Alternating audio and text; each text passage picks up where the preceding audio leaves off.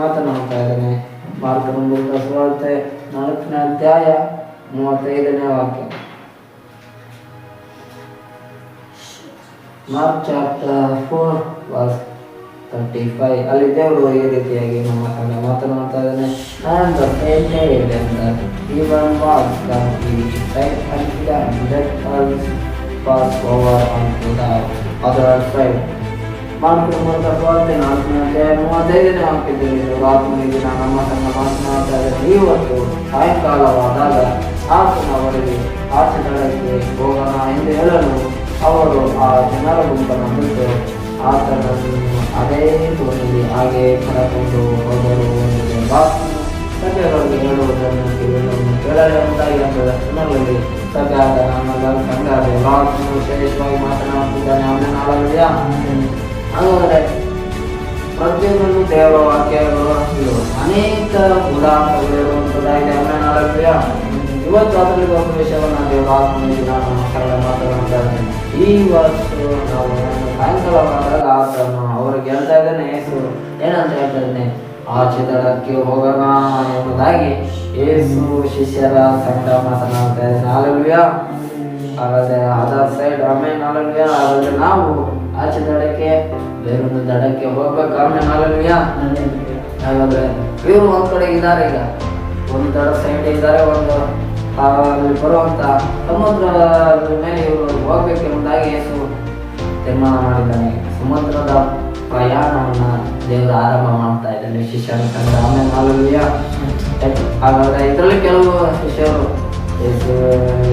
ಗೊತ್ತು ಚೆನ್ನಾಗಿ ಏನು ಬರುತ್ತೆ ಪೇತ್ರ, ಯೋಹಾನ, ಯಾಕೋಬ ಇವರೆಲ್ಲ ಮೀನು ಹಿಡಿಯೋರು, ಇವರೆಲ್ಲ ಬೆಸ್ತರಾಗಿದ್ರು. ಹಾಗಾಗಿ ಇವ್ರಿಗೆ ಏನು ಬರುತ್ತೆ, ಈಜು ಬಿಡೋದೆಲ್ಲ ಗೊತ್ತು. ದೋಣಿ ಹೊಡೆದವನು ಸಾಕು ಈಜು ಹೊಡ್ಕೊಂಡು ಯಾಕೆ ದಡ ಸೇರ್ಕೊಂಡ್ರೆ, ಯಾಕಂದ್ರೆ ಇವರು ಚಿಕ್ಕ ವಯಸ್ಸಿನಿಂದ ಮೀನಿನ ದೇವರಾಗಿದ್ರು. ಅಪ್ಪ ಅಮ್ಮ ಎಲ್ಲ ಮೀನಿನ ದೇವರಾಗಿರ್ಬೋದು ಎಂದಾಗಿ ಅನಿಸುತ್ತೆ. ಹಾಲೆಲೂಯಾ. ಆದ ಕಾರಣ ಯೇಸು ಇಲ್ಲಾಂದ್ರೂ ಕೂಡ ಇವರು ಏನು ಮಾಡ್ಬೋದು, ಈಗ ಬರ್ಬೋದು. ಆದರೂ ಇವರೆಲ್ಲ ಏನು ಮಾಡ್ತಾರೆ ಎಂಬುದಾಗಿ ಮುಂದೆ ಅವರು ದೇವವಾಕ್ಯವನ್ನು ಓದಿಕೊಳ್ಳೋಣ.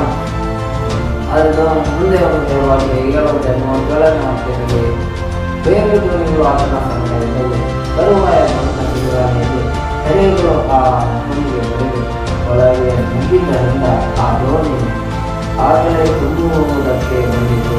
ಆತನು ದೋಣಿ ಹಿಂಭಾಗದಲ್ಲಿ ತಲೆ ಹಿಂಬನ್ನು ಹೊರಗೆ ಹೀಗೇನು ಅವರು ಆತನನ್ನು ಹಾಕಿದ್ದು, ಗುರುವೇ ಮೊಳಗೆ ಹೋಗುವುದರಲ್ಲಿ ನಿನಗೆ ಚಿಂತೆ ಇಲ್ಲವೇ ಎಂದು ಕೇಳಲು ಆತನು ಎಂದು ಗಾಳಿಯನ್ನು ಬೆದರಿಸಿ ಸಮುದ್ರಕ್ಕೆ ಸುಮ್ಮನೇರು ಮರೆಯಬೇಡ ಎಂದು ಅಪ್ಪಣೆ ಕೊಟ್ಟನು. ಕೂಡಲೇ ಗಾಳಿ ನಿಂತು ಹೋಗಿ ಎಲ್ಲ ಶಾಂತವಾಯಿತು. ಆಮೇಲೆ ತರುವಾಯ ಆತನು ಅವರನ್ನು ಯಾಕೆ ಬೇರೆ ಬಿಡುತ್ತದೆ, ಇನ್ನು ನಿಮಗೆ ನಂಬಿಕೆ ಇಲ್ಲವೇ ಎಂದು ಕೇಳಲು ಅವರು ಬಹು ಭಯಪಟ್ಟು ಇದನ್ನು ಯಾರಾಗಿರ್ಬೋದು, ಗಾಳಿ ಸಮುದ್ರ ಸಾಗಿದ್ದಲ್ಲ ಹೇಳಿದ ಕೇಳ್ತಾವಲ್ಲ ಎಂದು ತಮ್ಮೊಳಗೆ ಮಾತಾಡಿಕೊಂಡರು.